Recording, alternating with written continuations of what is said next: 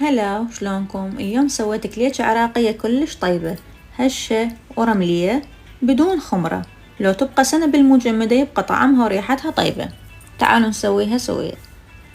استخدمت هنا كيلو طحين فاخر، ضفت عليه كوب سميد، ملعقتين حليب باودر، ملعقتين شكر، ملعقة هيل مطحون، رشة ملح، وظرف بيكنج باودر.